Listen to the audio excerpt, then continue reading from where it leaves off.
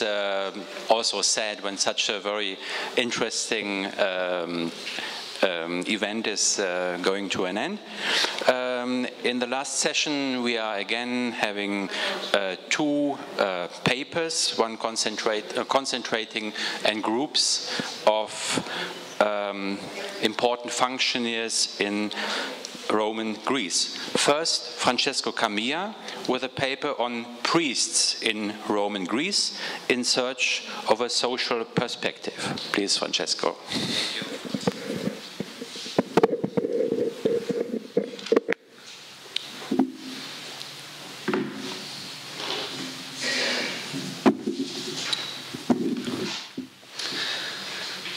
Well, can you hear me? Yes, I think. So, good morning. Well, my paper will be on a thematic subject that is priests, basically cult functionaries. In ancient Greece, priests were not a homogeneous group of cult experts comparable to the priests of Christian religion. There did not exist an institutionalized and hierarchical clergy involved in both theological and liturgical matters. Hiereis and the other numerous cult officials of Greek cities were basically civic functionaries whose main task was to foster God's favor toward the polis by preserving the right balance between the human and divine worlds through the periodical and correct celebration of cultic rituals according to traditional norms and ancestral practices. As ancient Greek priests were by no means a clergy in the modern sense of the word, it would be misleading to refer to them as a homogeneous social category. It is thus logical to find differences in the social characterization of the holders of priesthoods.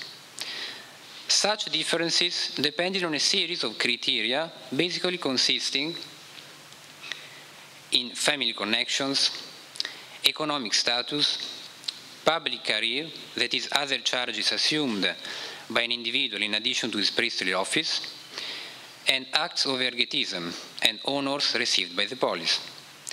Moreover, since we are dealing with the Roman period, the possession of the civitas, as well as, more generally, the relationship with the representatives of the Roman power, in primis the emperor, are other important factors to be taken into consideration. On the other hand, it must be noted that as far as public priesthoods were civic functions like the other public offices, most holders of priestly posts were individuals of a certain social standing, who usually belonged to the upper social strata. As Angelos Kaniotis has put it, and I quote, "It was within the realistic expectations of every Greek male of some means that he might receive a priestly office through election, purchase, or lot." End of quote. There will have been, of course, differences among the various priestly posts. A Zakoros, temple warden, of a small sanctuary did certainly not have the same prestige and influence of an Eleusinian hierophant, and the same must hold true in other cases as well. Yet, despite these variations, the general picture seems to remain valid. In fact, what we get from the epigraphic evidence in the cities of old Greece in the Roman period is that holders of priesthoods were usually individuals of quite a high social status. We could even say that what defines socially the holders of a public priesthood in Greece is their characterization as civic functionaries. This is confirmed, especially starting from the later Hellenistic period, by the fact that in many cases the same individual in the course of his life and public career assumed both political and priestly charges. In this regard, one can ask whether priesthoods in Greece in the Roman period did provide their holders with a social boost to be capitalized for the pursuing of a political career. In my presentation, I'm going to discuss this issue. In order to do so, I will first attempt at drawing a social sketch of priests in the cities of Roman Greece, basically the province of Achaia. I will then focus on the public image of priests as it emerges in epigraphic texts, both through their qualities expressed in honorary inscriptions and acts of liberalities directly connected with their priesthood. This will permit to see whether the city projected a specific image of priests or if the focus was on the public service they provided rather than on their specific priestly functions. Finally, I will discuss the relationship between priestly posts and political charges in order to see whether in Greece in the imperial period priesthoods may have functioned as a springboard for a political career at the civic or the imperial level. As will soon appear clear, the city of Athens did in a special position in the following analysis due to the variety and richness of the relative epigraphic evidence. Nonetheless, I have taken into consideration the epigraphic evidence from the other cities of the province of Achaia as well, in an attempt to provide some general indications on the social feature of priesthoods in Greece during the Roman period. Let's start with a few examples. Some of the priests attested in Greece during the imperial period belonged to a restricted circle which could be defined as the super elite of their respective polis. The Athenian Tiberius Claudius Novius of Ion, for example, who assumed the newly introduced lifelong civic high priesthood of the imperial cult around the middle of the 1st century AD, was one of the most prominent members of the Athenian public life of his time. He held two of the highest Athenian state offices, General of the Hoplites for 8 times and Herald of the Areopagus, as well as other various charges. Moreover, in addition to the high priesthood of the Athenian civic imperial cult, Novius also assumed the lifelong priesthood of Delian Apollo and the high priesthood of Zeus Eleutherios, associated with Nero, in the Koinonou Platea. His apparently not illustrious family background did not prevent Novius from reaching a dominant position in the Athenian society of the middle of the 1st century AD, an achievement which was evidently favored by a conspicuous personal fortune and by his connections with influential Romans, such as the governors Publius Memmius Regulus and the imperial procurator Tiberius Claudius Balbillus. The latter ties allowed Novius, a son of a peregrinus, to obtain early during the reign of Claudius the Roman citizenship, while his economic ease permitted him to acquire social prestige and to project his public image through his liberality. Indeed, Novius is most likely to be identified as the anonymous benefactor, styled as the first archiereus of the Sebastoi, Archierea Proton Genomenon Ton Sevaston, who was honored at Eleusis for dedicating at his own expense imperial agalmata inside a structure which may be a Sebasteion, and it's the inscription that you can see on the slide. Other similar cases are known both from Athens and from other cities of the province of Achaia.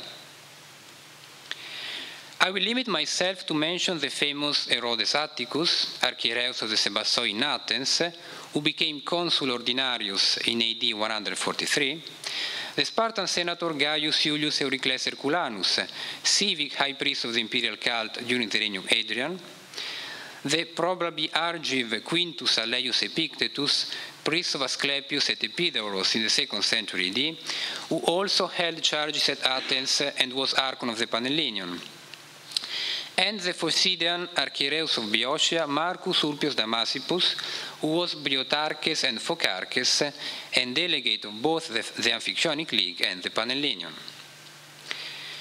The individuals I have mentioned above were among the most influential members not only of the elite of their own cities, but also of Roman Greece at large. Of course, not all of the priests attested in Greece during the Roman period were representatives of this socio-economic super elite. Yet, a survey of the epigraphic evidence shows that the holders of priestly offices in the Greek cities, or koina, in this period, usually belong to the upper strata of society. In fact, most of the occurrences regard individuals provided with at least one of those features that can be regarded as indicators of quite a high social standing. Indeed, in most cases, we have to do with individuals who were provided with the Roman citizenship and or an important family background, who had assumed during their public career also other offices and charges in addition to the priestly posts, and whose standing is revealed by some eulogetic act for which they were responsible, and by the public honors bestowed upon them.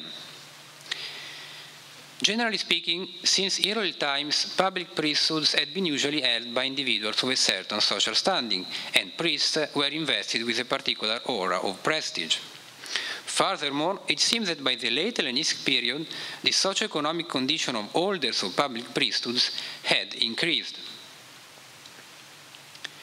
The city of Athens is indicative of a situation which must have occurred in other areas of Roman Greece as well. Based on the honorary decrees of the Athenian Bulle and Demos honoring religious functionaries in the period from the 4th century BC to the Augustan age, Stephen Lambert has shown that during the Hellenistic period, the economic means of priests, as well as their social status, seem to have grown.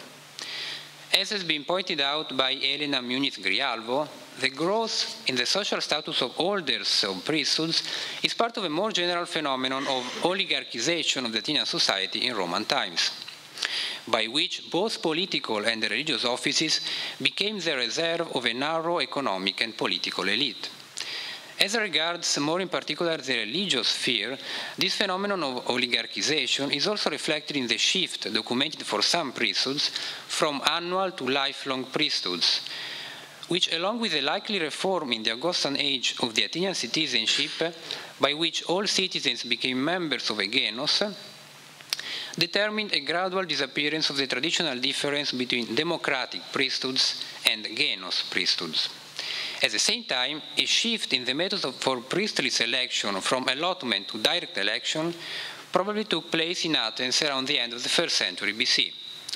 The democratic character of Athenian priesthoods came to fade due to a general aristocratization of priestly posts, which became almost reserved for members of a new socio-economic and political elite. The prosopographical data of the imperial period on the Athenian priests basically confirmed this picture, showing an accentuation of a phenomenon that had already started during the Hellenistic period and highlighting at the same time the emergence of the public scene of new families such as the Claudi of Marathon and of homines novi such as the above-mentioned Tiberius Claudius Novius of Ion. A further impulse to this process of oligarchization may have been provided by the influence exerted by Rome with its model of oligarchic state, both at the general level, and I'm thinking of the Greek bullae, which tend to evolve from city councils to senate houses, and more in particular with regard to the religious sphere, on the model of the Roman state priesthoods controlled by members of the senatorial elite. In fact, as has been recently underlined by Marietta Horster, even if the supposed shift to permanent tenure in Athenian priesthoods should not be seen as directly influenced by the Roman concept of state priesthoods, which were the monopoly of the wealth-based senatorial elite, by the late Hellenistic period, and I quote, the public presentation of priests and cult officials in inscribed stone had become more overtly orientated toward the Roman aristocratic ideal of a small, select group of people. It is interesting to note that this increase in the social prestige connected with public priesthoods in Roman Athens seems to affect even minor religious functions. Elena Muniz-Grijalvo has shown how priestly posts in the Isaiah cult in Athens had become socially more prestigious by the imperial period. And this seems to hold true even for minor posts such as that of Zachoros, usually considered to be convenient only for individuals of a lower social status. Indeed, while in the Hellenistic period we find foreigners among the holders of such posts, in the imperial period the latter were usually held by Athenian citizens. Athens cannot, of course, speak for all the rest of Roman Greece. Yet, as far as the more limited epigraphic evidence from other areas of the Greek peninsula does not contradict this picture, but rather contributes to confirming it, it seems plausible to argue that in the imperial period, in Greece, public priestly posts were usually reserved for members of the upper social stratum. Well, so far I've argued that as holders of priestly posts were essentially public functionaries, like the other magistrates of the polis, they were provided with quite a high social status. This situation is somehow reflected in the public image of priests as it is conveyed through epigraphic text by means of the qualities expressed in the honorary inscriptions, as well as by the acts of liberality the priests were responsible for. I will now consider these two aspects. Which qualities were put forward in text of the Roman period honoring priests in the cities of Male and Greece?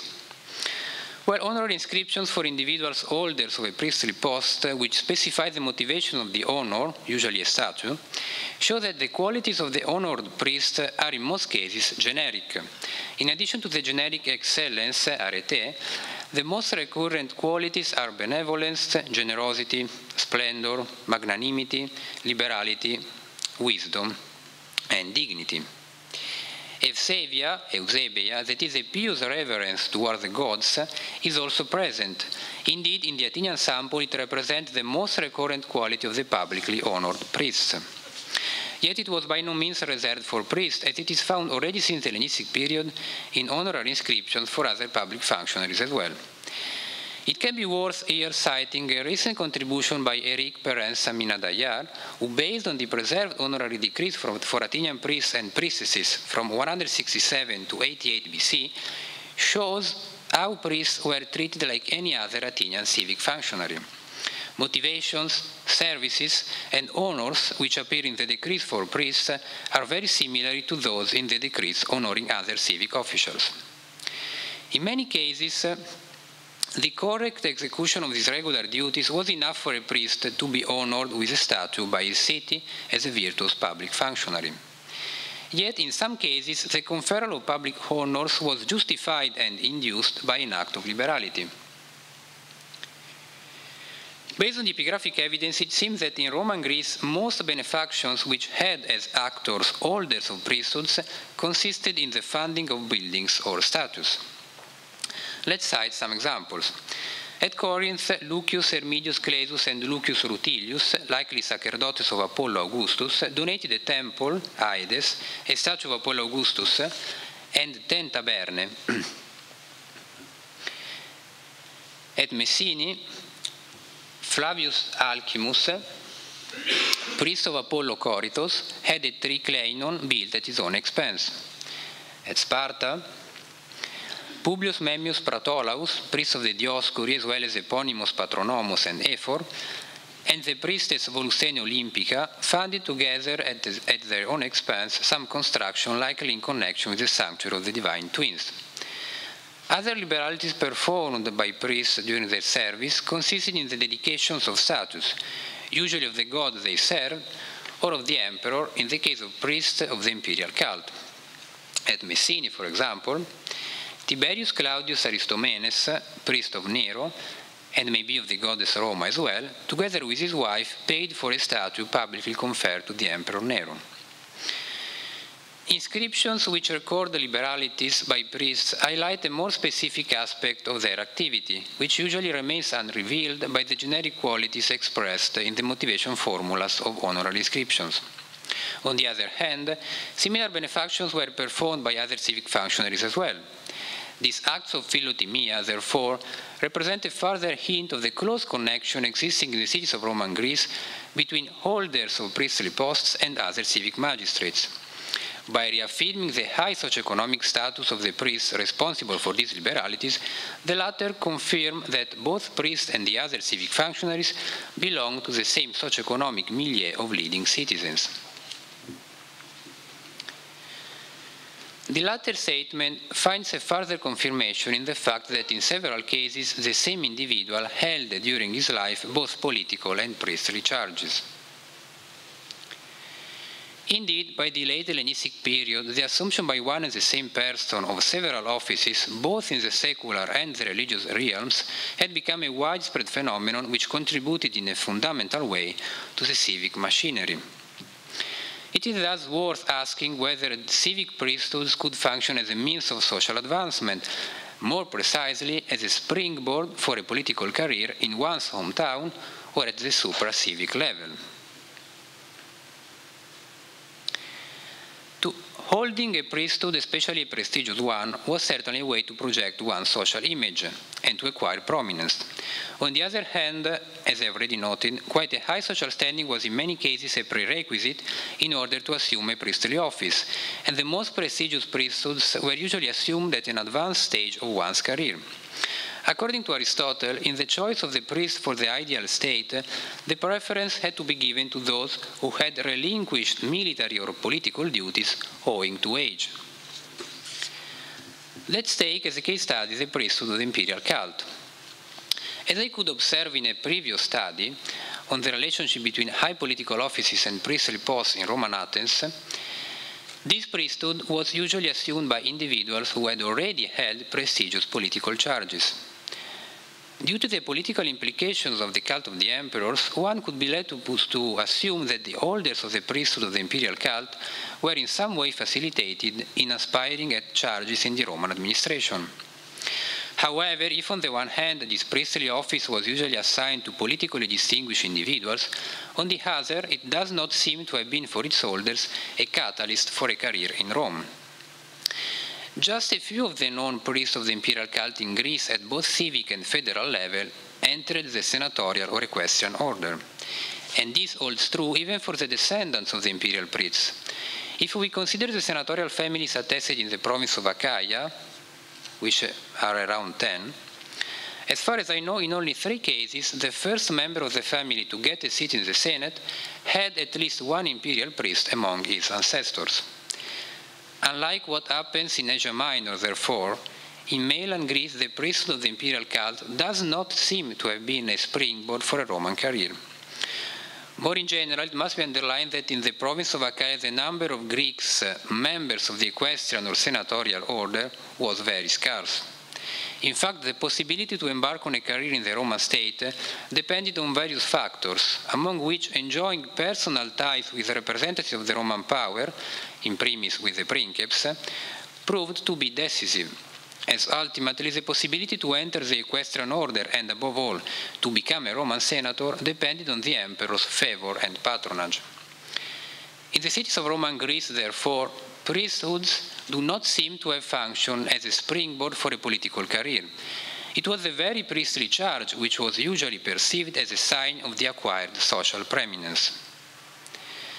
There is a particular case, however, in which a public office connected with civic and religious life acted de facto as a strong means of social advancement and even as a surrogate of a political career.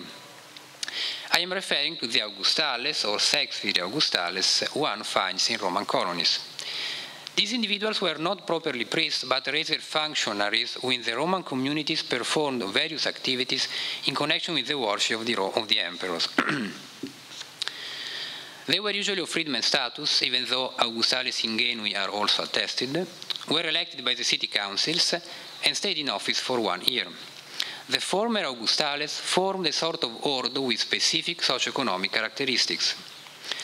Their service as Augustales offered these individuals, usually selected among the wealthy liberti, able to sustain the financial burden of the various manifestations connected with the imperial cult, the possibility to claim for themselves and for their descendants a better position in the society of their civic communities. In fact, if in force of the Lex Viselia of AD 24, freedmen were excluded from political offices, their sons were ingenui who could perform a normal cursus. The epigraphic evidence from Patra offers an interesting example in that sense. Gaius Varronius Verus, an aedilis who donated to the colony at his own expense 34 marble columns, was the son of the freedman Augustalis Gaius Varronius Cineros, as you can see from the description on the slide. The latter, that is Gaius Varronius Cineros, libertus of one of the most important families of Patra, and evidently provided both with economic means and personal patronage, will have exploited the social outreach offered to him by his service as Augustalis in order to foster the career of his son, who significantly bears a pure Latin name. At Patra we know 3 other Augustales, all of them most likely of freedman status. Tiberius Claudius Satyrus served in the imperial administration as vilicus of the inheritance tax, vicesima hereditatium. Titus Varius Secundus, most likely libertus as well, made a dedication at his own expense, of a statue or an altar. Sextus Equanus Astius was a libertus of the family of the Equani, to which the well-known priestess of Artemis Lafri and of Augustus, Equana Musa, also belonged. Augustales are also attested in the other big colony of the province of Achaia, Corinth. In addition to an anonymous freedman imperial procurator, we know the Augustales Quintus Cispuleius Primus Heribertus, who could be the father or former slave of Quintus Cispuleius Theophilus, who had received by the colony the ornamenta de Curionalia and Edilicia, and Gnaeus Cornelius Peratus, likely Libertus as well, who made a dedication to the Divus Augustus. And now I'm going to draw some final consideration. It can be stated that in Greek cities, priests were socially defined as public functionaries, like the other civic magistrates. As such, they usually belonged to the upper social strata. Furthermore, by the late Hellenistic period, an increase in the socio-economic status of priests and their personal financial involvement is observable. This picture is corroborated by the public image conveyed by epigraphic text through the qualities of priests expressed in honorary inscriptions and through the acts of ergetism they were responsible for. The epigraphic evidence from the cities of the province of Achaia shows that priests and the other civic functionaries belong to the same socio-economic milieu of leading citizens.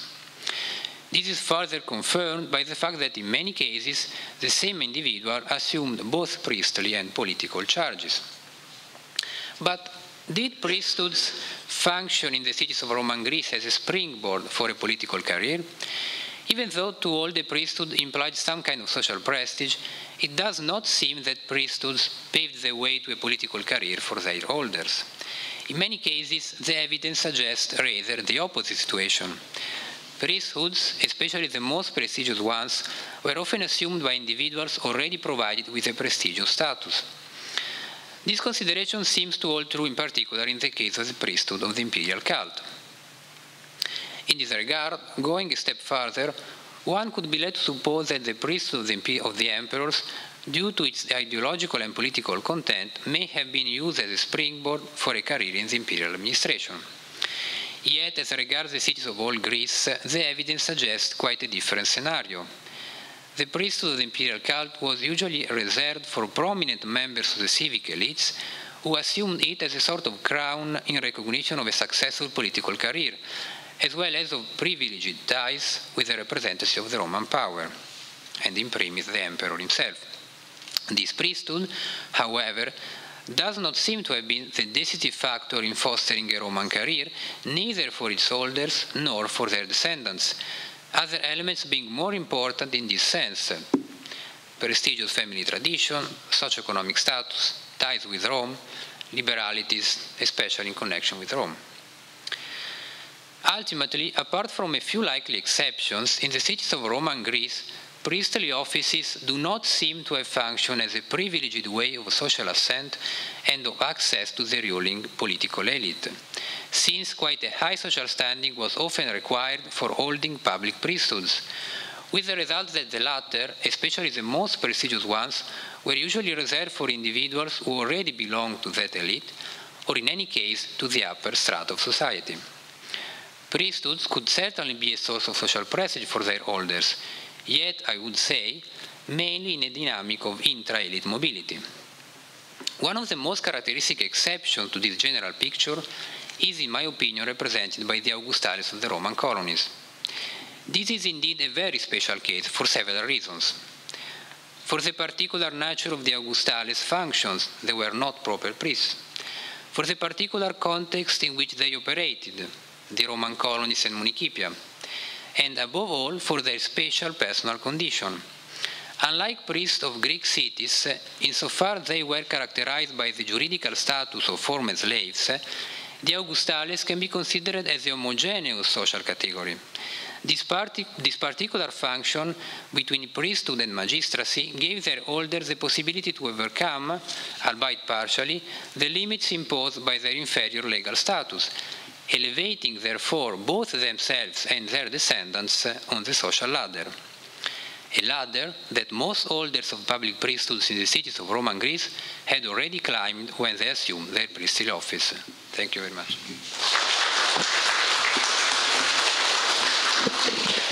Thank you, Francesco for this very interesting and concise lecture, which kept us perfectly in our time schedule, and therefore we are going to immediately proceed to the next paper.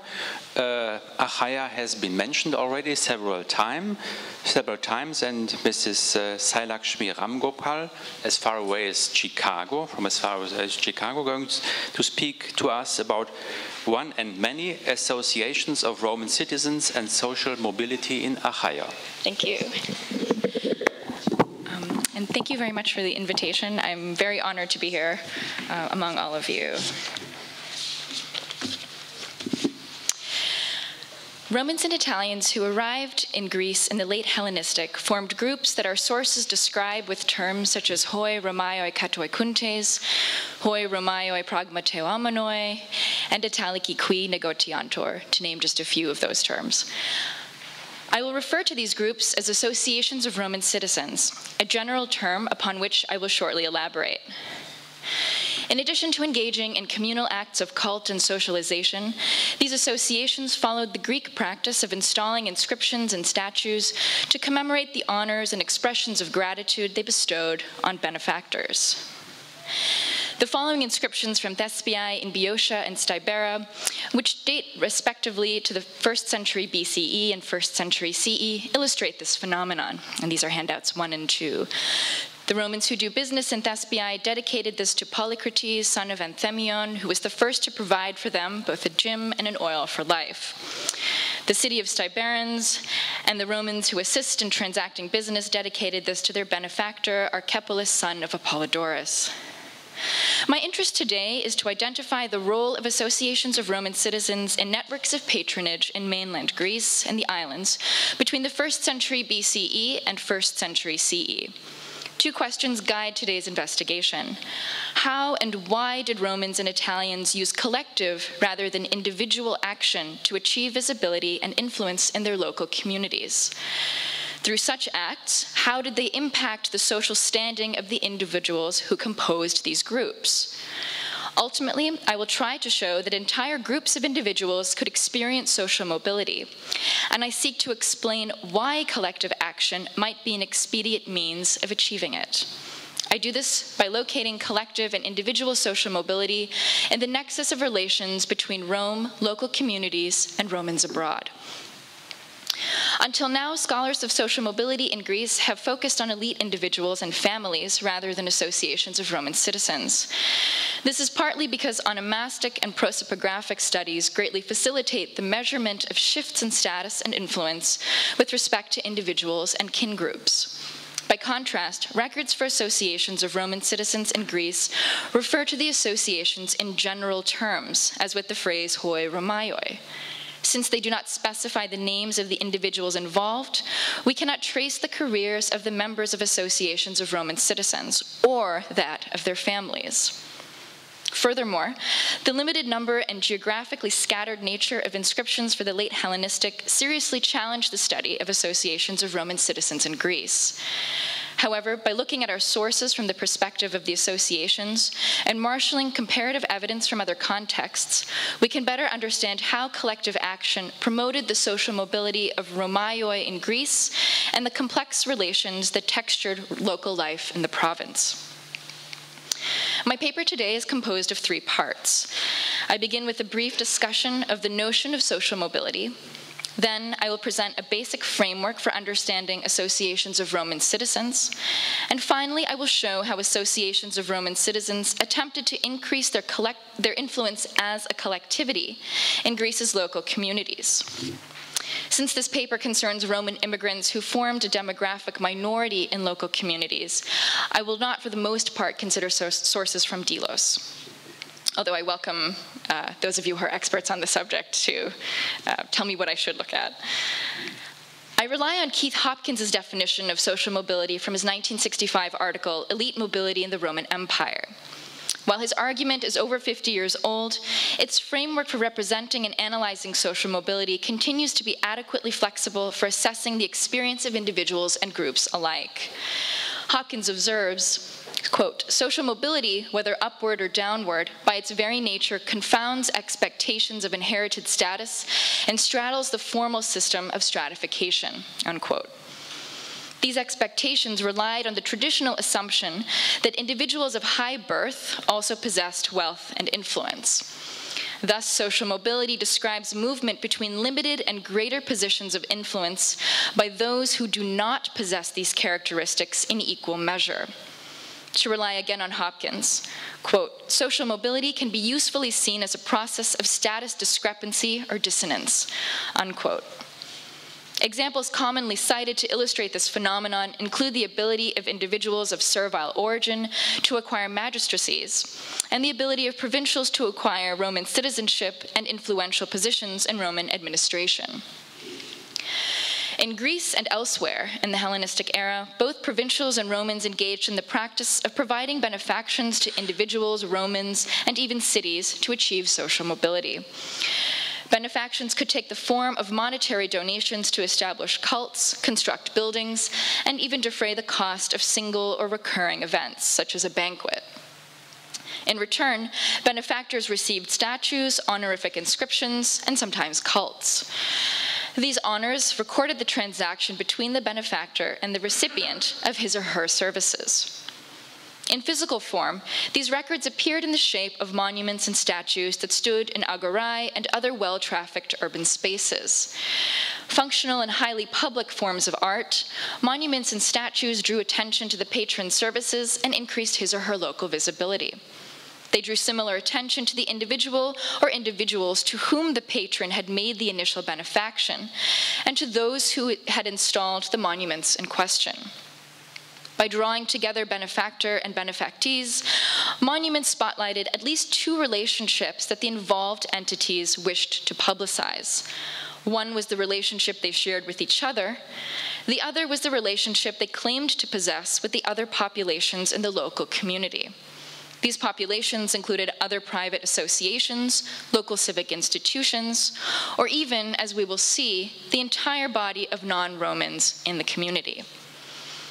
Assertions of these relationships through monuments and statues were not necessarily accurate representations of reality. They were subjective claims about status that those responsible for the monuments hoped to convincingly project.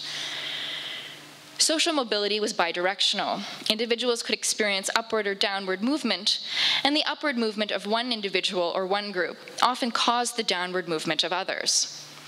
As a result, to require local visibility and influence, individuals and groups competed with each other through repeated acts of benefaction and, in turn, monumentalization to record those acts of benefaction. Few were equipped to succeed in these expensive, competitive environments. Consequently, influence and prestige accrued to and remained with a handful of financially well-endowed kin groups. In response to the financial pressures of this competitive environment, Roman and Italian businessmen employed a range of strategies to participate in and benefit from honorific exchange. One strategy was to form associations. Collective action was an effective means of participating in honorific exchange, since it enabled participants to pool resources and engage in more expensive and potentially more visible activities. To understand how this worked, we might view groups of Roman and Italian traders in relation to private associations that were organized around profession, forms of religious worship, or neighborhood affiliation. The Association of Tyrians in 2nd century CE Puteoli, for example, received sums of money from local members. It used this money to subsidize the upkeep of its facilities and religious activities. At one time in its history, it received money from the Tyrians organized into an association at Rome. Similarly, charters of craftsmen associations in Imperial Egypt specified membership fees, which they used to offset the cost of funerals for members.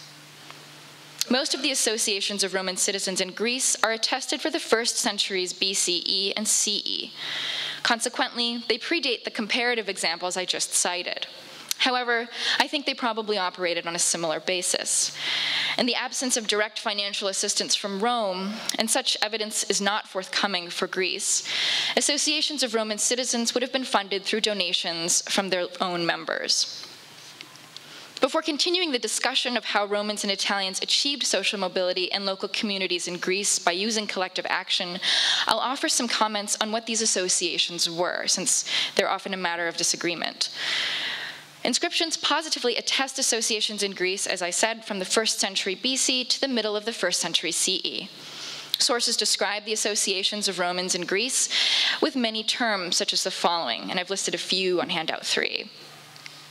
The vast majority of inscriptions concerning associations of Roman citizens on the Greek mainland and the islands are in Greek. Such associations were not unique to Greece, however. Those that are attested in Gaul, Asia, Africa, and Moesia Inferior are described with these and even more terms. Throughout the Mediterranean, these descriptors indicate one or more of the following characteristics: the juridical status of association members, their foreignness to the local community, and their involvement in trade. The frequency with which inscriptions and literary documents mention these associations in relation to trade suggests they facilitated the exchange of information across large distances. They also provided support to mobile businessmen and businessmen who lacked personal contacts in local communities. In their early history, associations of Roman citizens were also likely to have been concerned with conducting negotiations with local governments to secure the physical safety of members, since Romans and Italians abroad were often the target of local hostility. They may have also sought the right to access a Roman governor when legal disputes with non-Romans arose. The diversity of terms that describe associations of Roman citizens suggests that for the most part, the descriptor that a collectivity employed to describe itself indicated little about the nature of its organization or the degree to which it represented a permanent institution or ad hoc gathering. Consequently, I eschew the catch-all term conventus civium Romanorum, or assembly of Roman citizens, that some use to describe all such collectivities. The term conventus is too rare for general use. Moreover, its use implies a specificity of internal organization, function, and development whose details we still do not know. Instead, I imply the broad term associations of Roman citizens to refer to private collectivities that expressed a range of organizational characteristics. The phrase is not, of course, without its problems. The term Roman citizens elides the juridical distinction that existed between Romans and Italians in the 2nd and 1st centuries BCE. However, I use the phrase associations of Roman citizens instead of associations of Roman citizens and Italians to reflect the fact that for the majority of their history, these associations consisted of Roman citizens, not Romans and Italians, or Italians alone. Another problem with the word association is its implication of an institutional permanence that did not necessarily exist in all contexts. Nevertheless, by avoiding rigid, precise definitions for terms such as hoi, romaioi, katoi kuntes, and so on, we can view voluntarily organized groups of Romans and Italians along a spectrum of characteristics. The usefulness of such a view becomes apparent in respect to the internal organization and function of these associations. In Asia and the Three Gauls, inscriptions clearly indicate the existence of articulated leadership roles within these groups, using terms like curator and summus curator. No such titles are attested for Greece. Furthermore, whereas associations of Roman citizens do not appear to have originated in Roman state initiatives, inscriptions suggest that Rome eventually did become involved in their organization and activities in Gaul and Asia. Once again, there is no such evidence for Greece. Uneven preservation may explain the absence of evidence for officers and the involvement of Rome in associations of Roman citizens in Greece. But we should consider a second possibility, that associations of Roman citizens served distinct functions around the empire and that they consequently possessed different organizational needs. A group of individuals who convened twice a year may not have seen a need to establish a formal set of offices that managed internal affairs. The same may have been true of very small associations. In this case, then, absence of evidence could be evidence of absence. The composition of associations of Roman citizens underwent at least two major shifts over the course of their history between the 2nd century CE and 4th century CE, and I'm speaking about the Mediterranean in general again. While the juridical status of the Roman citizen formed the basis of membership, members in the Republic were overwhelmingly likely to have originated in the Italian peninsula. This changed to include Roman citizens who originated in the provinces rather than Italy itself. The end of the social war would have induced the inclusion of Italians in associations of Roman citizens upon their receipt of the franchise, or we might think of it as a merger. The second shift in the composition of associations of Roman citizens must have occurred upon the establishment of the Entine Constitution in 212. Associations of Roman citizens continued to be attested after this date. This suggests that the associations of the 3rd century CE and onward functioned primarily to provide resources to mobile traders, since juridical status ceased to be a meaningful gauge of prestige. As I've noted, associations of Roman citizens performed a range of functions in the Mediterranean. In addition to negotiating terms of safety and settlement and offering a way for mobile traders to network with each other, associations would have enabled individual Romans and Italians to amass the resources necessary for monumentalizing their relationships with patrons. Who were these patrons in Greece? Some of these were Roman citizens involved in state administration.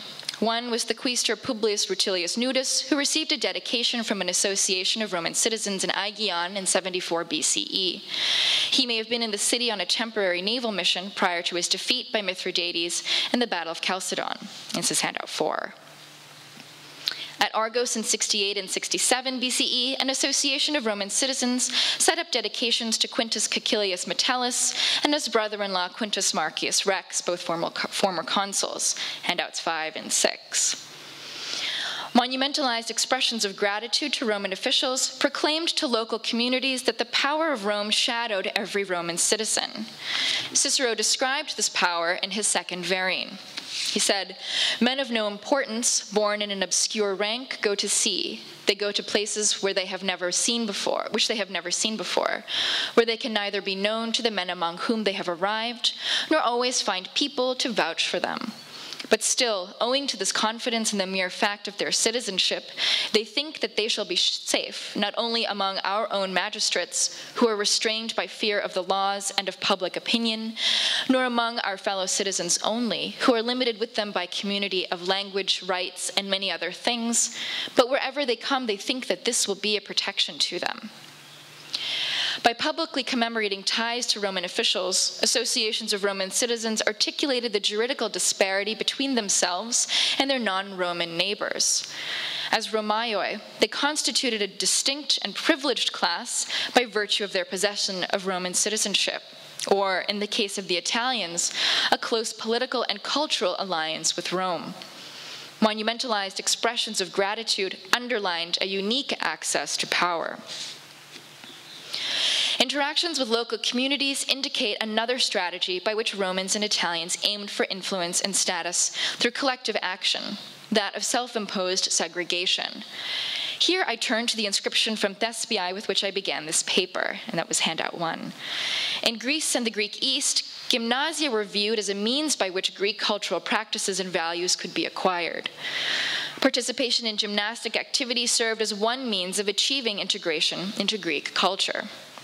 The construction of a gymnasium for Romaioi alone indicates a variation on this theme of integration. By designating a space that was, in theory, if not in practice, off limits to anyone who did not belong to Thespiae's community of Romaioi, these Romans and Italians drew attention to the characteristics that distinguished them from the local community, while displaying their Greekness. Integration and status were claimed through self-imposed segregation. If we can link the gymnasium at Thespiae to a catalog of Roman and Italian names from a local inscription about a building described with the same name, then its construction strengthens the possibility that the Romans and Italians at Thespiae utilized the building to elevate their local visibility. The inscription lists a series of Latin names headed by judges called archontes. Christel Müller suggests the Romans and Italians devised the term specifically for the judges of their athletic competitions at the gymnasium. If so, they invented an office whose title possessed a prestigious veneer, presumably so that office holders could use it to pad their CVs, so to speak, and justify promotion to genuinely influential positions. Müller argues that the Romans in Thespiae received their own gymnasium because they lived on the margins of the local community and were excluded from the gymnasium of the Greeks. In light of what we know about Thespiai's relationship with Rome and Roman citizen, I would respectfully like to propose an alternate interpretation. By the middle of the 1st century CE, Thespiae possessed a long and consciously cultivated relationship with Rome. In 172 BCE, the city had turned itself over to Rome at the beginning of the war with Perseus, and is not thought to have been among the Boeotian cities that supported the Achaean League in its war against Rome. Moreover, it was the sole Boeotian city to abstain from supporting Mithridates, an act for which it received free status in return. Thespiai's departure from the political tendencies of its neighbors may be linked to the early presence of Romans and Italians in the city, who would have been drawn to its advantageous economic position. The Association of Roman Citizens at Thespiae is the only such organization known from Boeotia, and these Romans and Italians were not solely traders and bankers. The nearby presence of freedmen of the Statili Itori, a prominent Roman family, suggests landholding and settlement. If the Romans and Italians were involved in Thespiai's political choices, it seems unlikely that Thespians should bar them from their gymnasium. Why exclude influential or potentially influential friends? If Thespiae elected to side with Rome during various political crises without any prompting from its local Romans and Italians, prohibition remains equally unlikely. We can posit a synergistic set of relationships between Thespiae, Rome, and Romans in the city that did not involve the marginalization of the latter. Like Roman officials, Greek elites appear as benefactors of associations of Roman citizens. Polycrates, who supplied the Romans and Italians at Thespiae with their own gymnasium and oil, is one example. Another comes from Aigiale, where an inscription specifies Romans among the recipients of a feast funded by a wealthy local named Critolaus, and that was handout 7. By explicitly naming Romans as the recipients of a feast, or by providing them with a gymnasium of their own, Polycrates and Critolaus raised their own profiles in their local communities, along with that of the Romans and Italians they benefited. For Greek elites, the success of these endeavors relied on taking advantage of the juridical disparity between themselves and the Romans and Italians to whom they made benefactions. This success can be measured in the appearance of enfranchised Greeks as benefactors of associations of Roman citizens. Possession of Roman citizenship by Greek elites who patronized these associations suggests a history of services to Romans abroad and to Rome. At Githaion, for example, an association of Roman citizens dedicated to Caius Iulius Eurycles, who was Augustus's associate for a short time, and whose family became prominent in the Peloponnese. That was handout 8. At Pellini, an association of Roman citizens honored Publius Caninius Agrippa, procurator of Achaia under Augustus, handout 9. Cultivating and publicizing relationships with many Romans, rather than one or two, did not guarantee upward social mobility to local elites. But such acts formed part of the arsenal of strategies that they used to gain local visibility and influence. Polycrates from Thespiae was a well-connected individual. He has been identified as the rogator of an undated honorary decree for the proconsul Futius Longus, and also appears to have been a client of T. Statilius Taurus, whose family I mentioned earlier. Statilius Taurus served as suffect consul in 37 BCE, honorary duumvir at Dyrrhachium, and was second to Agrippa in Augustus's circle of friends. He was also the recipient of the local cult of Theos Taurus. Polycrates may have even served as its priest at one point in time. By raising one's profile among Romans as a collectivity, local elites improved the odds of attracting positive attention from Roman administration and its concomitant benefits. In addition, the visibility accrued through benefaction to associations of Roman citizens could provide future capital to one's descendants. The dedication to Publius Caninius Agrippa states, for example, that he was a benefactor like his ancestors by family tradition. The reminder that his ancestors had supported Roman citizens gave value to Publius Caninius Agrippa's services. Their combined history of assistance to Romans presumably concretized the relationship between their descendants and the local Roman community, well before that relationship existed and before those descendants required it. Why should Greek elites have believed that the provision of benefactions to groups of Romans facilitates social mobility? Associations of Roman citizens could function metonymically by acting as stand-ins for Romans everywhere and for Rome itself. By providing associations of Roman citizens with exclusive gymnasia and feasts, local elites demonstrated beneficent attitudes towards Rome and developed over a time a track record that justified promotion and influence. The metonymic potential of associations of Roman citizens comes to light in the anonymous nature of the inscriptions which referred to them. These inscriptions omitted the names of the individuals who formed the association. Of course, this omission must have been rooted in practical concerns.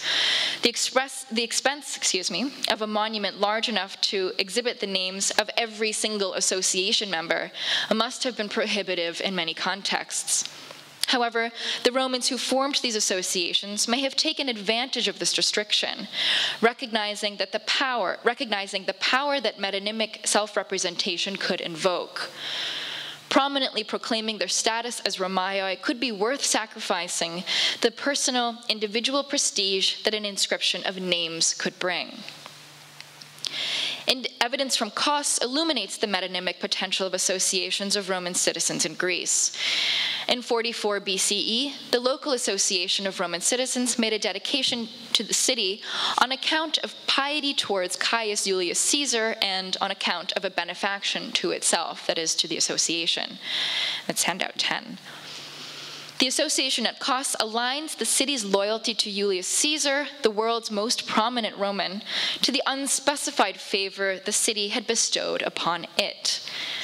We can contextualize this favor among others enjoyed by the island's Roman and Italian population. In the last decade of the 1st century BCE, Romans held the priesthood of Apollo at the cult at Halisarna. Admission to the office was traditionally exclusive. That Kos did not extend it to other foreigners directly reflects its acknowledgement of Roman ascendance. The same is true of land ownership rights. Unlike other foreigners, Roman citizens possessed the right to own Koan land. By aligning itself with Rome, the association at Kos represented itself as a conduit of Roman power and asserted a claim of local dominance that was, at that moment, becoming reality. Furthermore, the Romans responsible for the dedication could be confident that their non-Roman neighbors knew exactly to whom it referred. The naming of individual Romans was not necessary for social prominence. The intersection of relations between associations of Roman citizens, local communities, and Rome indicates that local visibility and influence could have tangible effects for a Roman population in a non-Roman community. It also suggests how we can gauge social mobility for entire groups instead of individuals. Thespiae again offers a case in point. As I observed, Romans and Italians are not known to have formed similar groups elsewhere in Boeotia. The unusual robustness of Thespiae's local association of Roman citizens correlates with the city's divergent political stance. I do not think this correlation was coincidental.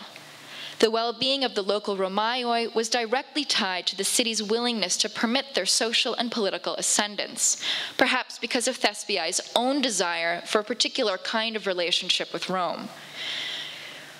Joint action by associations of Roman citizens and Greek civic institutions reveals another facet of the relationship between collective action and social mobility.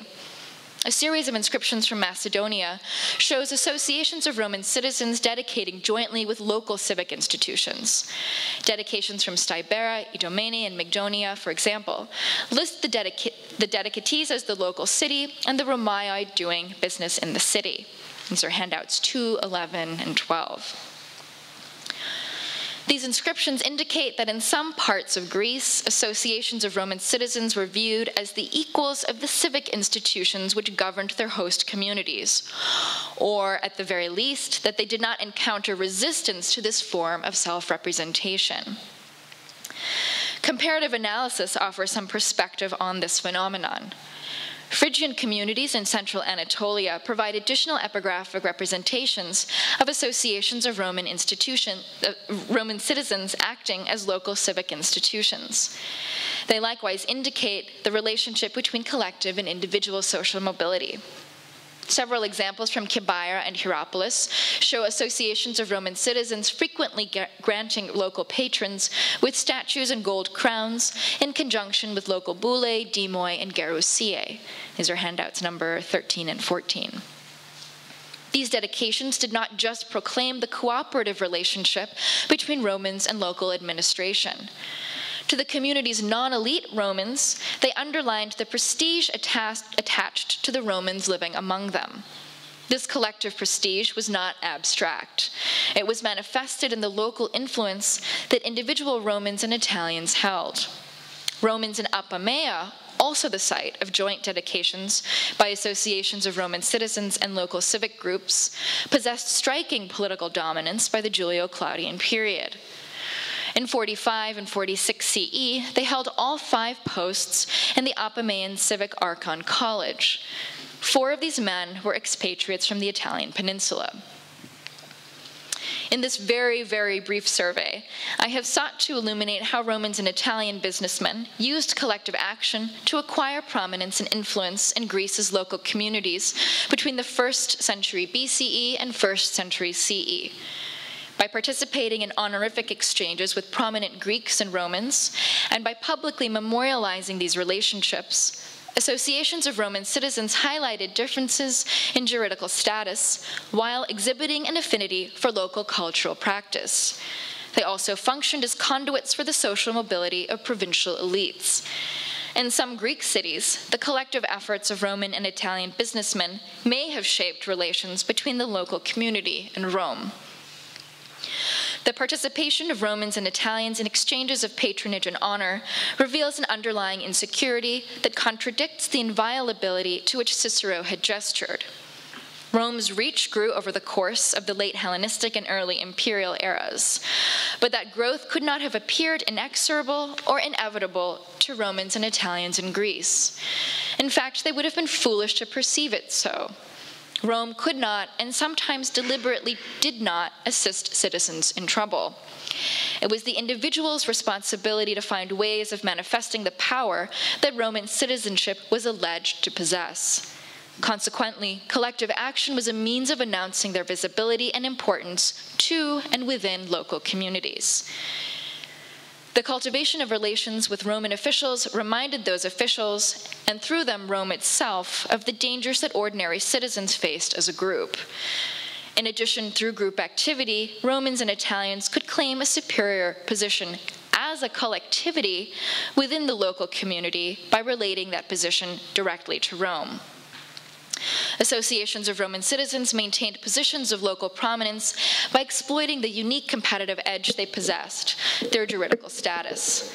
By designing strategies with this status in mind, Romans and Italians sometimes effectively distinguished themselves from others and even the entire local community itself. Thank you. Thank you, Mrs. Ramgopal, for this overview over associations of Roman citizens in Greece or in the Greek East. This was the last lecture of this wonderful conference, unfortunately, but we still have half an hour of discussion for the last 2 papers. Maybe first, of course, paper of Francesco Camilla. Any remarks, questions?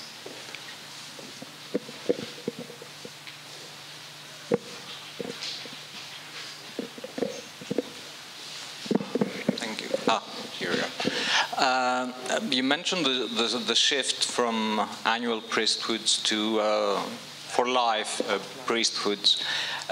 This is what always bothered me in the social history of the imperial period. I mean, structurally, lifelong priesthoods do not make much sense in the sense that they remove the tool of competition between leading families, at least for a certain period of time, which is a staple of any oligarchic society. And we know that for other civic offices, the response to the financial needs of a civic office in this period is the opposite. You break down the year in 2 parts so that you can have a gymnasiarch for half a year and so on. So what is specific about priesthoods as civic offices that leads to these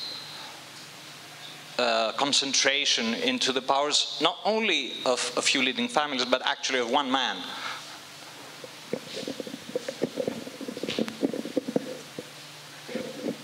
Well, actually this issue is not is actually not very clear in the sense that this shift is not a general shift, because there are, of course, yes, some cases. For example, one of the most famous is the priesthood of Asclepius, which was annual until the late Hellenistic period, and then becomes for a lifelong priesthood. But at the same time, there are other priesthoods which are created exactly in this period and are annual priesthood. So this is not a general shift.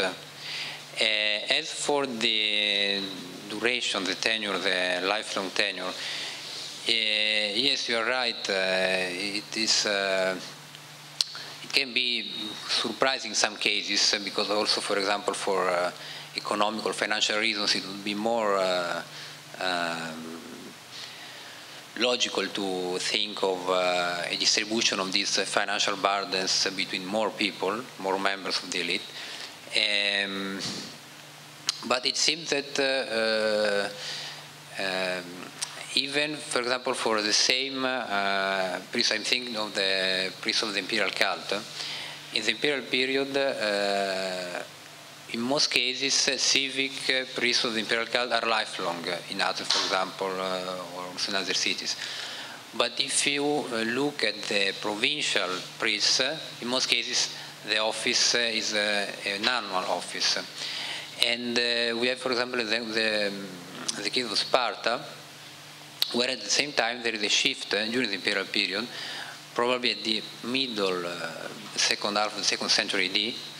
There is a shift in the duration of the priestly office. So I need to say that it seems that there is not a general logical behind these changes. What it seems from this shift, which happens in some cases from annual to lifelong, is that what was stressed was the, let's say, oligarchic character of these priesthoods, which has to do exactly with the tenure, not so much as with the way of selection of the priestly personnel, but on the tenure. So a lifelong tenure was perceived as something which was which an aristocratic or an oligarchic way of assuming a charge. So, for example, we see also at Eleusis, in the imperial period, the main Eleusinian priesthoods are all lifelong priesthoods. And, but this does not prevent the alternation. For example, I'm thinking of the Dadukia, the priesthood of Daducos at Eleusis, which at least since the beginning of the 2nd century BC was basically alternating between two families. It was a lifelong priesthood. Maybe election was the way of appointment, and it was controlled. It was alternated among members of these two families.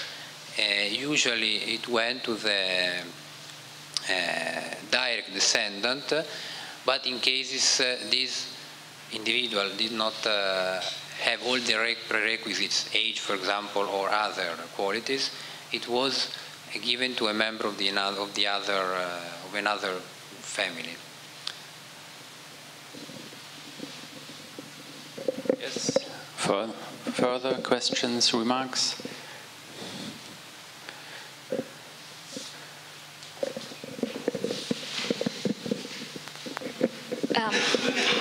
It was very interesting, and I like the way you stressed that priesthoods are in fact civic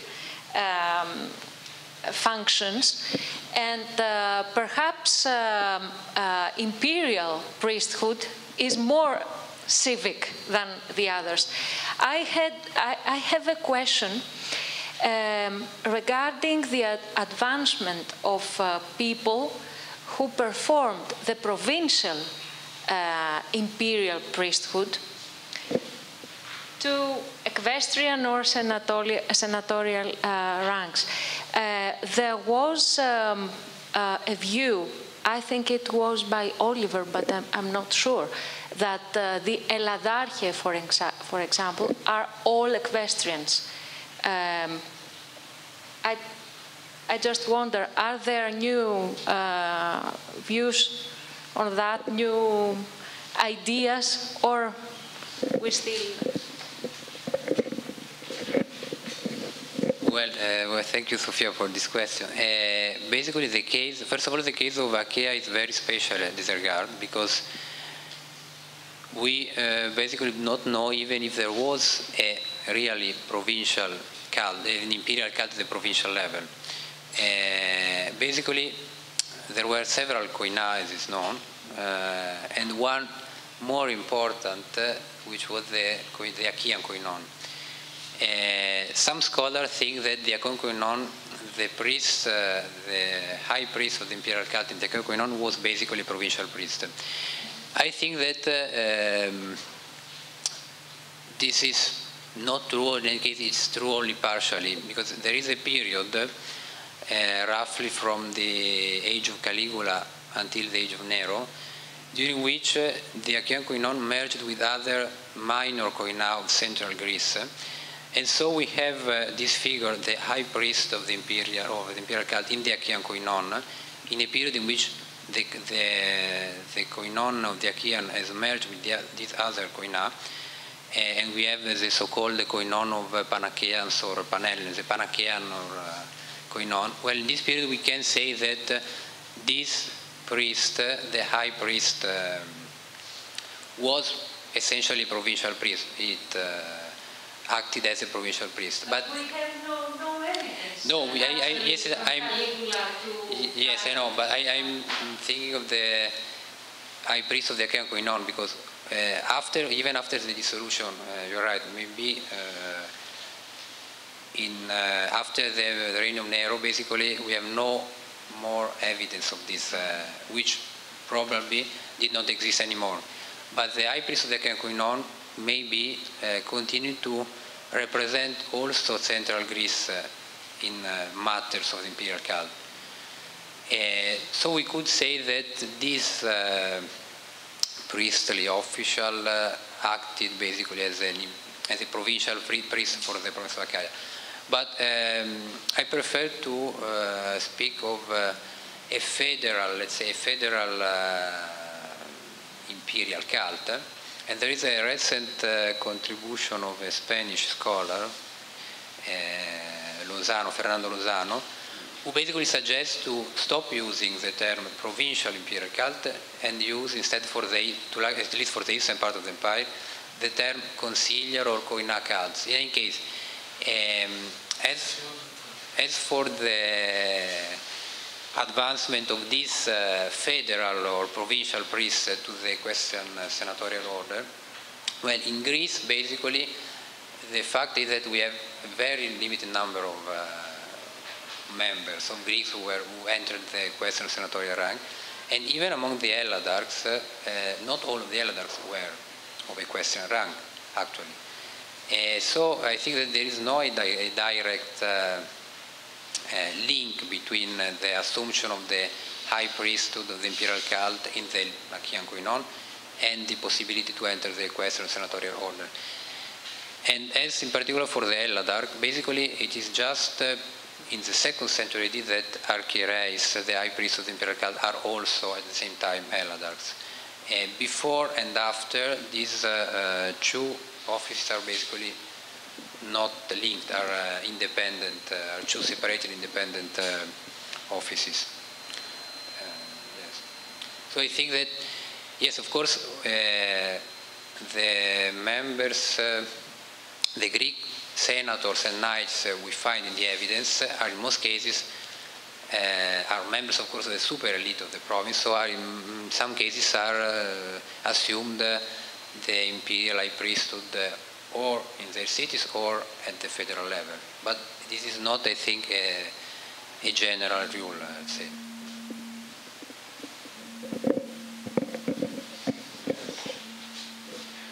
Of course, for the archaeologists, it would be an interesting question in how far the visibility of priests increases or changes from the Hellenistic, less Hellenistic to the Roman periods.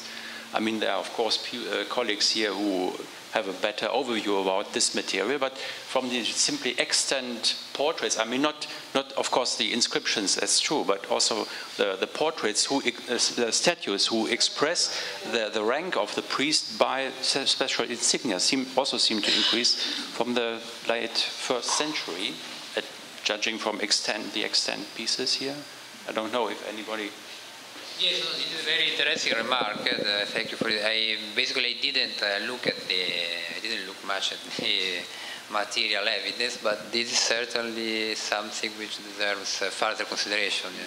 If you can find also some material evidence on the representation and so on the social prestige, let's say, of priests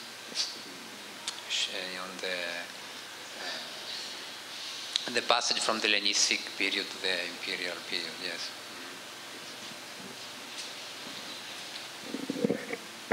So, if there are no more remarks to the first paper, we proceed to the next one on the associations in Achaia and elsewhere.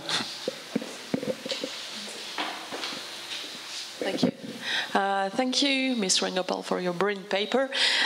Just about Thespia, I've got some remarks, as you guess. Two things. First, Polycrates doesn't exist. He's just Polycratides. It's the same guy. It comes from a misreading by Jameau a long time ago. And I think Roche says something about it somewhere, but maybe it's only in the archives in Lyon. So anyway, so this is a misreading, and Jones picked up on this in his article in 1970. So this is just a mistake. Why did I say that they were excluded from the normal gymnasium? Is because of in the dedication, in your handout number 1. It said that it's kai autois. This is problematic.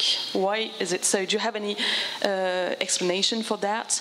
Because it would mean that they don't have access to the other one. That's the trouble. But of course, I completely agree with your interpretation about the links between Thespiae and the Romans. Thespiae is the only free city, and also it's got very specific links with Rome. But this is a problem in this dedication. The other thing is the list you mentioned for in IG7 for. I don't remember the number, for these people belonging to the upper gymnasium is a very weird list. It looks like some kind of private place, if private means anything, with a very specific onomastics. There are 3 archontes who bear normal names, normal Latin names, but the other people bear either Greek names, normal formula, but the other Latin onomastic formula are very, very weird. So this is a problem. But the link between the lists in IG7, 1777, if I'm not mistaken, and this inscription is quite clear. So I would agree with that as well. But how would you say that, how can you interpret kai autois? What does it mean? No, I agree that it's a problem. I wanted to actually just raise the possibility that if it is represented as being, even if the Romans are represented or it's suggested in the inscription that they're excluded from some other facility in the city, that it's either not the most accurate representation, or if they were in fact excluded and they use that to their advantage in the local community. I'm not sure. I think it's just strange to me that they would just not be allowed to use the local gymnasium if they... Yes, especially if we compare with Delos, where obviously... it's not the same. But yeah, it's a bit extreme to talk about exclusion, but it's still, you know, has to be explained. I didn't want to speak about SPA because we have here experts, but I feel the temptation to integrate in the discussion, because the tendency was the opposite, exactly opposite. Romans were included in gymnasium. In Athens from 121, in Macedonia in 105, 6, we have a negotiator repaired the gymnasium of Apollonia. So kai autois means also, by implication, another group. Else, who are the else? The locals? It's a question for me. But I didn't want... It means that the person honored here has made a similar benefaction, kai, not only autois, but to others. Maybe the local thespians. Why not?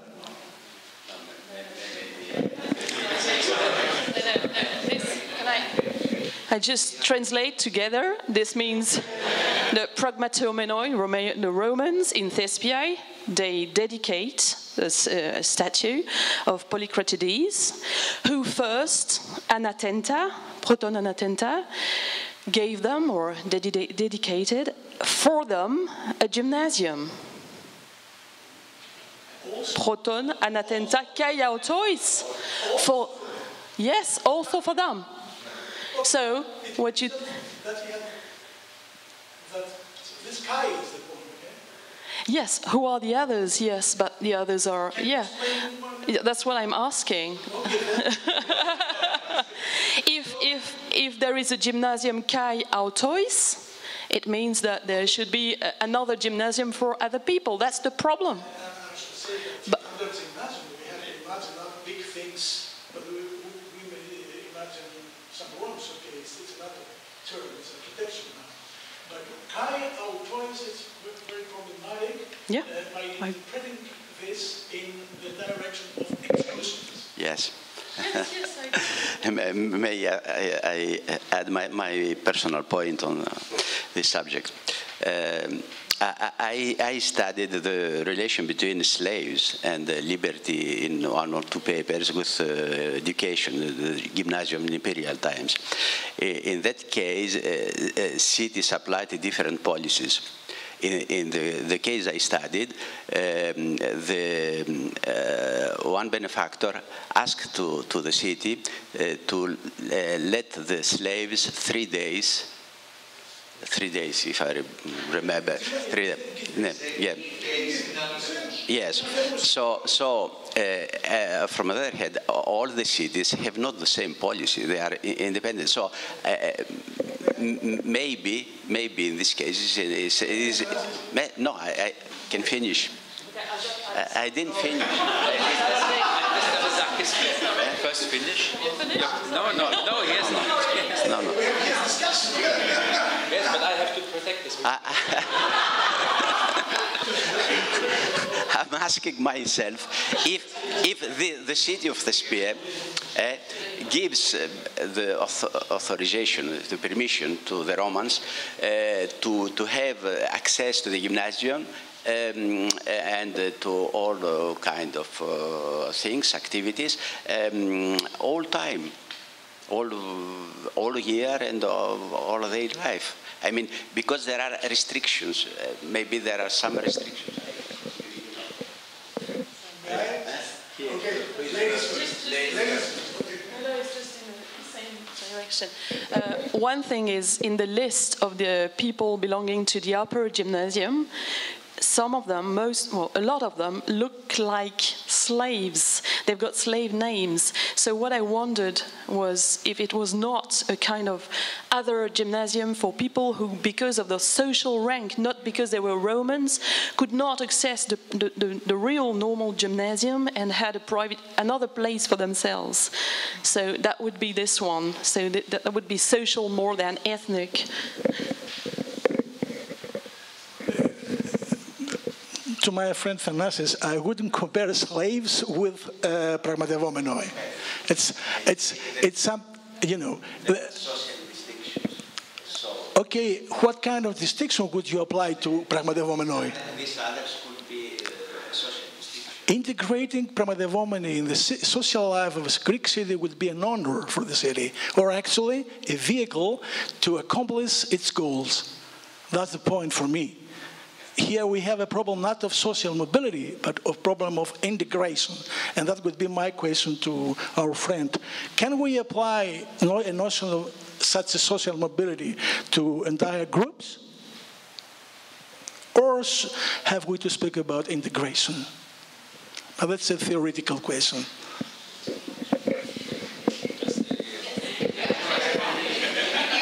So you are asking if we can talk about social mobility in relation to... Oh, thank you. Well, I don't know. I think it's created some problems. So I actually missed the first part of your question. So whether social mobility can be applied to the discussion of groups as opposed to individuals. I'm arguing that we could benefit from trying to apply the theory of social mobility, which I think remains kind of diffuse at the moment, to the discussion of groups. I can't say exactly how we would apply it to discussion of what we would call professional associations, for example. I don't know enough about those kinds of groups, but I think that ethnic groups present an interesting problem, and particularly the Romans, because of their relationship to Rome. I mean, it is an imperialistic context, and I think we can't separate it. We can't separate that context from our analysis, but I think it would be fruitful if we thought about these interactions from an anthropological standpoint, so we can see how social mobility relates to cultural integration. And Greece presents a very interesting problem because of sort of long love affair that Romans, the complicated love affair that Romans had with Greece, right? So, whereas we see the interactions between, groups of Roman traders in other parts of the empire is quite different. But in Greece, we see them working very hard to express Greek cultural practice and religious practice while using some of those practices to their advantage to show how very much unalike they are from Greeks. So I think on some level, it depends on whether you decide if social mobility can only be used to talk about individuals or groups, and I think that's a sort of methodological decision that one just has to make, and I'm trying to see if it's useful to talk about Romans, and I think it is, so I don't know if it necessarily is with other groups. That was a remark first here, and then, sorry, Mark. As you already saw, this was a very stimulating paper. Thank you for that. I have 2 points of strong agreement with what you said and a question. My first point of agreement is that we should not necessarily view the Romaei as associations, as structured collectivities. In cases where we have no officials, where we have no independent actions, in places like Macedonia where they only seem to appear in conjunction with civic or provincial institutions.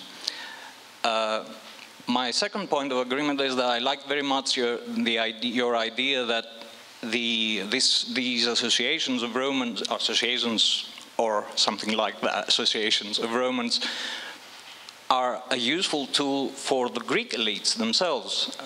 You spoke of the metonymic potential and how euergetism by the Greek elites can be useful for the Greek elites, euergetism towards the Romans. And my question now is that I was wondering if we can take that a step further. Whether we should view, especially in places like Macedonia, where these groups of Romans seem to be only an addendum to civic or provincial institutions, is whether we can view them as a way for the polis or the province to integrate Roman power within the civic and provincial fabric, pretty much in the way that royal cult in the Hellenistic period functioned as a way of integration of the realities of royal power within the local civic fabric.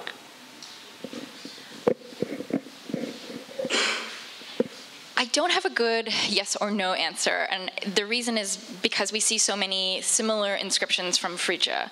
So we see the Romans acting in conjunction with local civic institutions the same way we see them in Macedonia.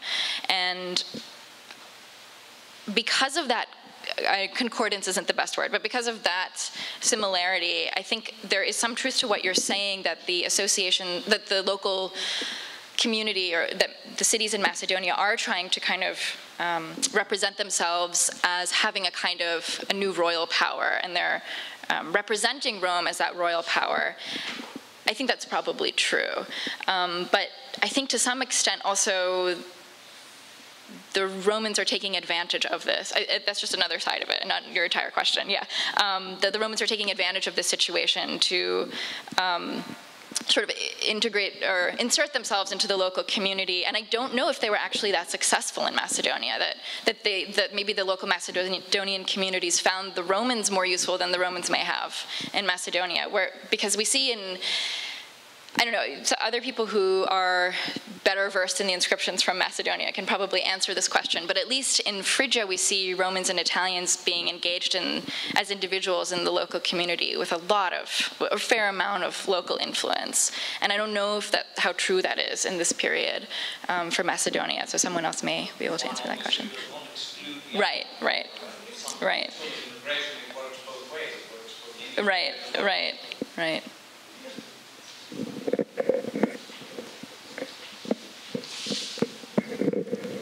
Yes, of course, we have discussed with Lakshmi several times this topic, and we agreed on more aspects, and we disagreed on several ones. I would like to make a short remark on your stressing that we have collective actions rather than individual actions. I think that we have to keep in mind that individuals who belong to these associations, in quotation marks, of Romans in Greece are not people of the Roman elite. They are people from lower social strata. And it takes a long time to see a social mobility achieved by some individuals, of course, and not groups. And for those Romans who are settled in Greece, social advancement means a Hellenization. That's why they try hard to take part in the life of gymnasium, in ephebia, to perform offices like agonothesia and several things like that. Although there was a law, a Roman law, prohibiting Romans to have a double citizenship. It was not allowed that a Roman becomes an Athenian citizen, or we know it from Cicero. We know it from Cicero. Of course, this law was not active from the period of Claudius onwards. But we have in Athens examples of Romans who have the double, not the double, the Athenian citizenship, and they ignore, I think they, of course, they knew that there was such a law, but it was so important for them to be integrated in the host town, in the host society, because as parts of the Roman society, they were nobody. They achieved to be somebody when they were part of a local society in Greece. And about the question associations, as you know, I prefer to use words like groups or collectivities or something like that, because we don't have an institutional organization, at least in Greece. And what we have are common actions like erection of honorific monuments. And it is perhaps of some interest that these honorific monuments are almost always for people who are engaged in the economic life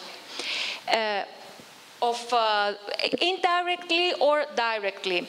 It is not a coincidence that even in the examples you cited, there are more, you haven't, they honor procurators, they honor agoranomi, they honor even rex and metellus.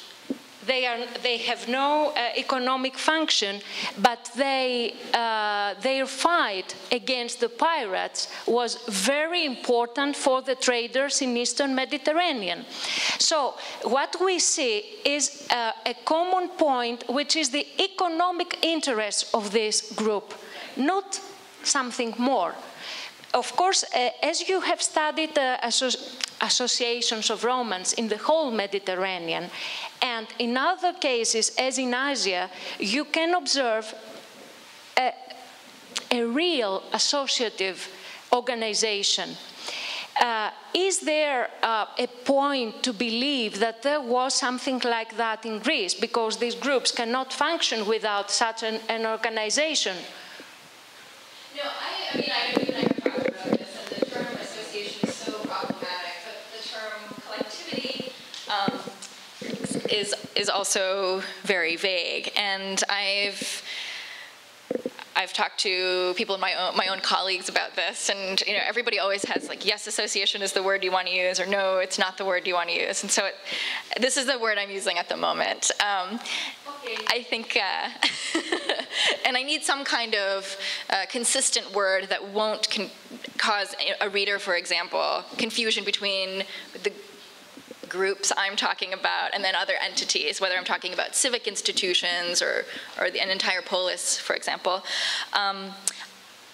But I agree. I think that for Macedonia, where we see these associations or groups repeatedly dedicating with other civic institutions, that we must have.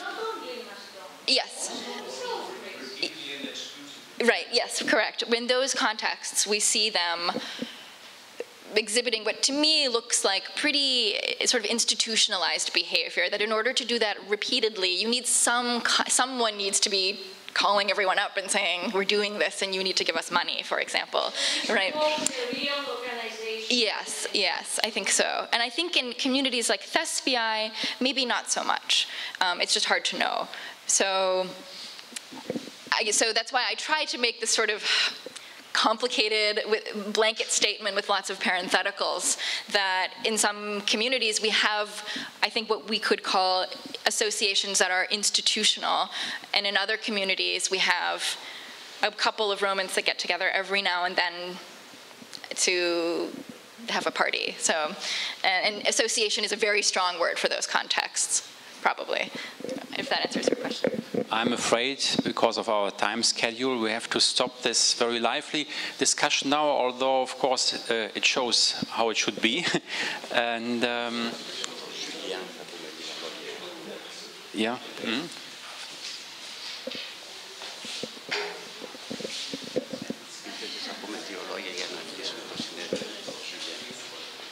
Ja, und jetzt ein paar zusammenfassende Worte zum Ende unseres Kolloquiums von Herr Ferrari ist nicht da, dafür wird Julien Fournier es übernehmen, ein paar zusammenfassende Worte zu diesem Kolloquium zu sagen. Je commence. Oui.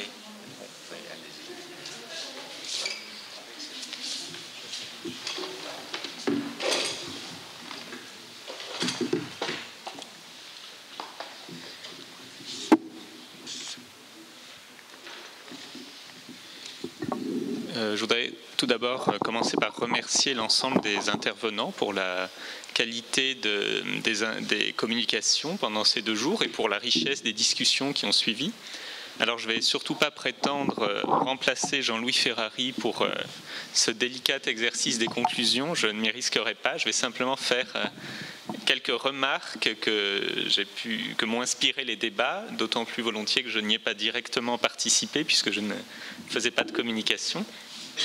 Donc le thème du colloque était les questions de mobilité sociale dans la péninsule hellénique sous l'Empire. Je voudrais d'abord commenter cet aspect chronologique sous l'Empire. Il s'agit évidemment d'un cadre d'études assez large qui se justifie très bien en soi, mais d'un point de vue, on l'a remarqué pendant ces 2 jours, d'un point de vue strictement social, l'avènement du Principat n'a pas représenté une rupture, n'a pas été un facteur de dégradation systématique d'une partie des élites civiques ou de promotion d'autres élites.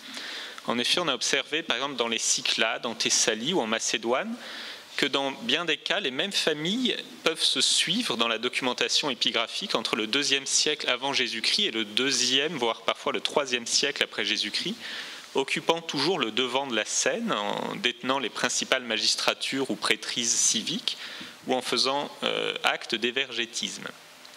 Ça n'est pas très étonnant finalement, puisque cela correspond très bien à ce que l'on connaît sur le plan politique, puisque Rome n'a pas cherché, on le sait, à imposer un système institutionnel, mais s'est appuyé sur l'existant, c'est-à-dire sur des régimes qui se conformaient globalement à son idéologie, puisque, on le sait aussi, les régimes civiques n'avaient pas attendu l'arrivée de Rome pour évoluer vers un modèle élitaire favorisant les familles les plus riches. C'est ce qu'ont montré notamment très récemment les travaux de Patrice Hamon. Et donc il n'était pas nécessaire pour Rome de remplacer systématiquement les élites et les notables en place. C'est seulement dans des cas ponctuels que les événements politiques et militaires et les décisions politiques qui ont suivi ont entraîné une mobilité sociale contrainte, et d'ailleurs pas nécessairement et même rarement à l'occasion de l'avènement du Principat. On a vu hier le cas de Délos en 167-166 où une communauté entière a été évacuée et remplacée. On a parlé également du cas d'Athènes après la guerre de Mithridate avec un renouvellement des élites en partie. On a parlé de Sparte après la bataille d'Actium et plus généralement des colonies, un phénomène radical où les élites en place ont été en quelque sorte décapitées et réduites à un statut inférieur et entièrement remplacées. Mais il faut signaler que ce renouvellement dans les cités n'est pas systématique, à l'encontre des cités ayant suivi le mauvais parti, s'étant opposé à Rome. Et là, je parlerai du cas que je connais bien de Thasos, puisque Thasos, à l'époque des guerres civiles, avait suivi le parti républicain et a servi de base arrière aux républicains avant la bataille de Philippe. Or, on ne constate aucune rupture dans les élites en place entre la période qui précède et celle qui suit la bataille de Philippe. On possède des listes de magistrats très complètes qui montrent bien que les mêmes familles continuent d'occuper les principales charges. Au 1er siècle avant Jésus-Christ, au 1er siècle après Jésus-Christ, on ne décèle pas de rupture. Quand il y a renouvellement, il n'est pas nécessairement définitif, puisque à Athènes ou à Sparte, on a observé parfois le retour d'anciennes familles après des épisodes de transition qui ont suivi des crises politiques. Deuxième remarque qu'on peut formuler, c'est que les sources dont on dispose, de par leur nature, sources principalement épigraphiques, permettent surtout d'observer la permanence ou le renouvellement des élites au pouvoir. Leur accession au plus haut niveau de la cité pour de nouvelles élites qui en supplantent d'autres. À cet égard, le 2e siècle après Jésus-Christ semble marquer une étape importante, une transformation, avec la disparition de familles anciennes et l'avènement de nouvelles familles, qu'elles soient d'origine locale ou étrangère, parfois composées d'anciens négociatores ou d'affranchis. C'est ce qu'on a observé dans les Cyclades, à Athènes ou ailleurs encore. Différentes raisons ont été avancées, différentes explications. Éventuellement un facteur purement démographique avec l'extinction naturelle de certaines familles après 4 ou 5 siècles de présence dans les hautes sphères de la cité, la mobilité vers de plus grandes cités et vers des responsabilités supérieures avec un effet de dispersion des élites en dehors de leur cité d'origine, l'épuisement financier pour des familles de second rang, le désintérêt des affaires politiques pour d'autres, et enfin l'intérêt des homines novi qui trouvent ainsi le moyen d'exploiter leur fortune pour occuper les charges dispendieuses des cités et acquérir ainsi plus de dignité sociale et politique. Il faut ajouter que ces phénomènes connaissent d'importantes disparités régionales, c'est ce qu'on a constaté aussi. En Asie mineure, dont on n'a parlé qu'à titre de comparaison, à Athènes ou dans certaines cités des Cyclades, il existe une forte mobilité sociale qui s'accompagne d'une mobilité géographique des familles de notables qui gagnent en influence selon un modèle assez bien établi.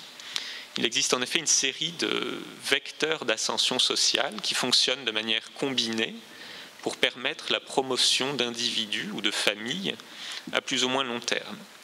La première étape semble toujours être le rayonnement local qui repose sur l'exercice ancien des charges civiques et la pratique de l'évergétisme.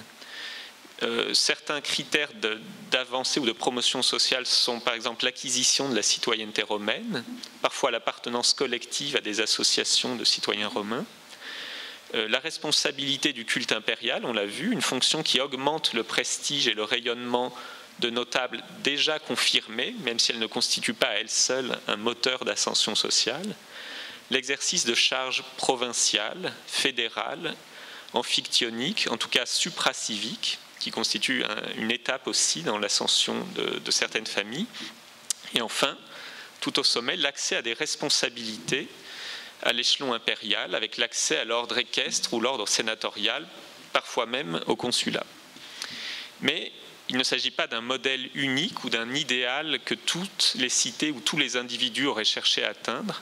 On a vu avec l'exemple de Larissa, en Thessalie, que les familles les plus riches n'ont pas voulu, alors qu'elles l'auraient sans doute pu, occuper des responsabilités dans les instances fédérales ou amphictyoniques, provinciales ou impériales, alors que des cités voisines le faisaient.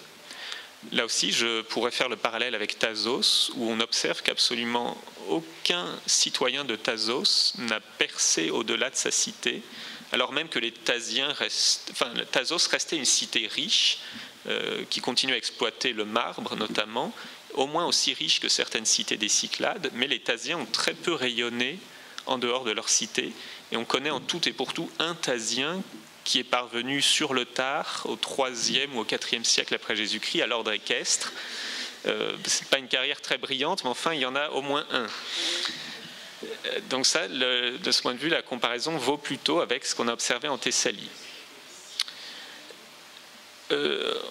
Donc on voit bien ces mécanismes d'ascension sociale, mais on saisit finalement moins bien l'ascension ou la dégradation de familles au sein même de la cité, d'individus qui s'élèveraient progressivement ou brutalement des basses classes de la société vers les plus hautes sphères, ou qui au contraire connaîtraient une dégradation sociale. Il faut aller sans doute dans le détail des individus ou des groupes pour essayer de saisir certaines formes d'élévation d'une classe à l'autre ou plutôt d'un statut à l'autre. C'est les tentatives qui ont été faites, notamment aujourd'hui.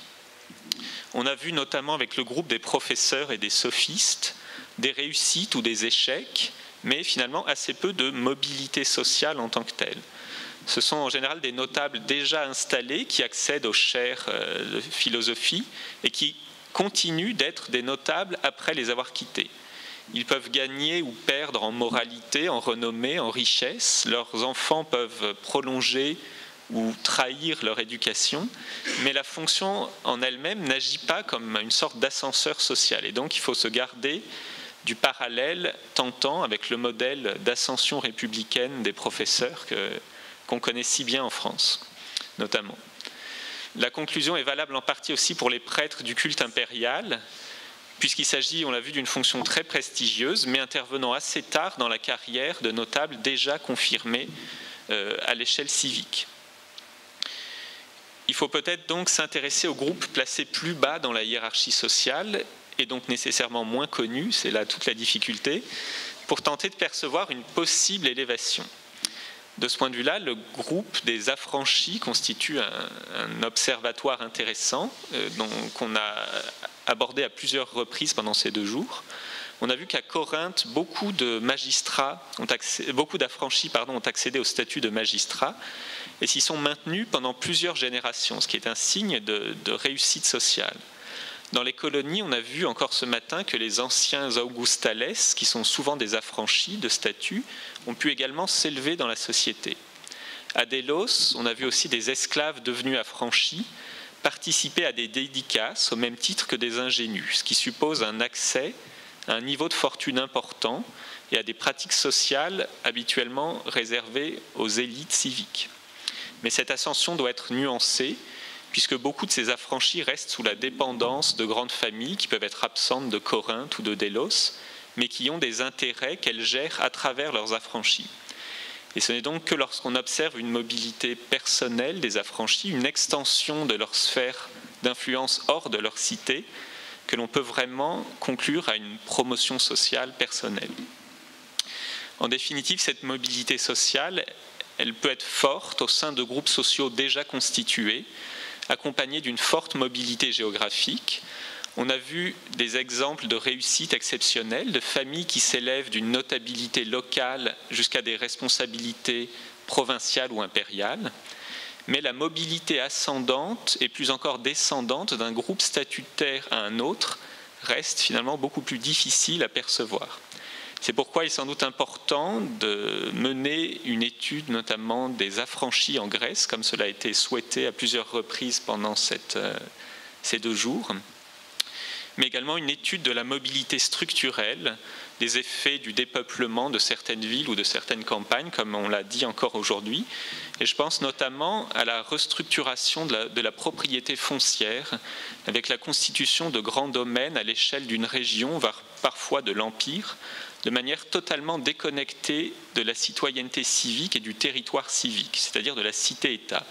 Et c'est, à mon sens, une rupture très importante avec les époques antérieures, qui crée des décalages sans précédent dans la population, des écarts de fortune sans précédent entre les plus riches et les plus pauvres. Cette nouvelle donne contribue aussi à la formation de nouveaux réseaux et de nouvelles solidarités qui ne sont plus liées au corps civique et à l'appartenance patriotique, mais plus au niveau de fortune et à la mobilité des familles les plus riches qui, on l'a vu, circulent beaucoup d'une cité à l'autre. Voilà donc quelques réflexions, quelques pistes qui se sont nourries des débats de ces 2 jours et qui pourront certainement être encore prolongées.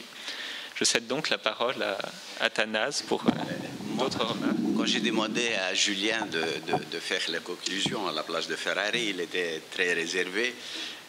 Alors il a tout dit pratiquement, il a couvert tout le champ. Moi, je n'ai rien à ajouter, sauf que faire 3 constatations.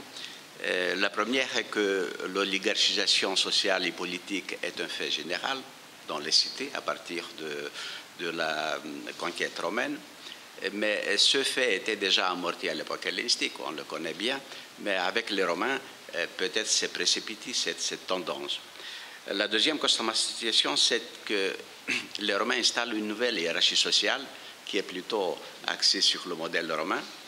Mais cette hiérarchie sociale ne signifie pas signifie stabilité sociale, mais ne signifie pas immobilisme social.